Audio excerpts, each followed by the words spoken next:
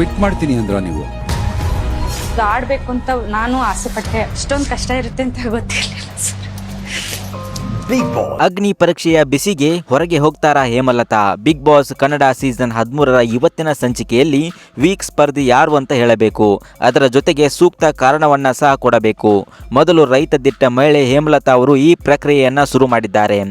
Weak contestant ಹೆಸರು ತಗೊಳ್ಳಿ. ಶರಣ್ ಶೆಟ್ಟಿ, ಅನನ್ಯ, ಕಿರಣ್ ಜೋಶಿ ತುಂಬಾ ಮಾತಾಡ್ತಾರೆ ಸರ್. ಅವ್ರು ಯಾವುದೇ ಆಗ್ಲಿ ಅತಿ ಆದ್ರೆ ವಿಷಯ ಆಗುತ್ತೆ. ಹೇಮಲತಾ ಅವರ ಮಾತುಗಳಿಗೆ ಚರಣ್ ಹಾಗೂ ಕಿರಣ್ ತಿರುಗಿ ಬೀಳ್ತಾರೆ.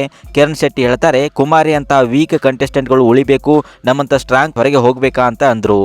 ಎಂತ ಸಹ ಮಾತಾಡುದಿಲ್ಲ. ಸ್ಟ್ರಾಂಗ್ ಕಂಟೆಸ್ಟೆಂಟ್ಸ್ ನ ಹೊರಗೆ ಕಳಿಸಿ ವೀಕ್ ಇರೋರು ಗೆಲ್ಲಬೇಕು ಅನ್ನೋದೇ ನಿಮ್ಮ ಮೈಂಡ್ ಸೆಟ್. ನಂತರ ಅನನ್ಯ ಹೇಮಲತಾ ಅಂತವರು ಹೇಗೆ ಸ್ಪರ್ಧಿಯಾಗಿ ಬಿಗ್ ಬಾಸ್ ಮನೆಯೊಳಗೆ ಹೋಗ್ತಾರೆ ಅಂದಾಗ ಹೇಮಲತಾ ವೇದಿಕೆಯಿಂದ ಹೊರಗೆ ಹೋಗುವ ನಿರ್ಧಾರವನ್ನ ಮಾಡ್ತಾರೆ. ಹೇಗೆ ಇವರು ಬಿಗ್ ಬಾಸ್ ಅಲ್ಲಿ ಕಂಟೆಸ್ಟೆಂಟ್ ಆಗ್ತಾರೆ? ಸಾಕು ಸರ್, ಇಷ್ಟ ಅರ್ಥ ಮಾಡ್ಕೊಂಡು ಇಷ್ಟ ಆಡಿದೀನಿ, ಇಲ್ಲಿವರೆಗೂ ಬಂದಿದ್ದೀನಿ. ನಾನು ಆಡಬೇಕು ಅಂತ ಆಸೆ ಪಟ್ಟೆ ಬಂದೆ ಈ ವೇದಿಕೆಗೆ, ಆದರೆ ಇಷ್ಟೊಂದು ಕಷ್ಟ ಇರುತ್ತೆ ಅಂತ ನನಗೆ ಗೊತ್ತಿರಲಿಲ್ಲ ಅನ್ನೋ ಮಾತನ್ನ ಹೇಮಲತಾ ಅವರು ಭಾವುಕರಾಗಿ ಹೇಳ್ತಾರೆ. ಕ್ವಿಟ್ ಮಾಡ್ತೀನಿ ಅಂದ್ರ ನೀವು? ಆಡ್ಬೇಕು ಅಂತ ನಾನು ಆಸೆ ಪಟ್ಟೆ. ಅಷ್ಟೊಂದು ಕಷ್ಟ ಇರುತ್ತೆ ಅಂತ ಗೊತ್ತಿರಲಿಲ್ಲ ಸರ್.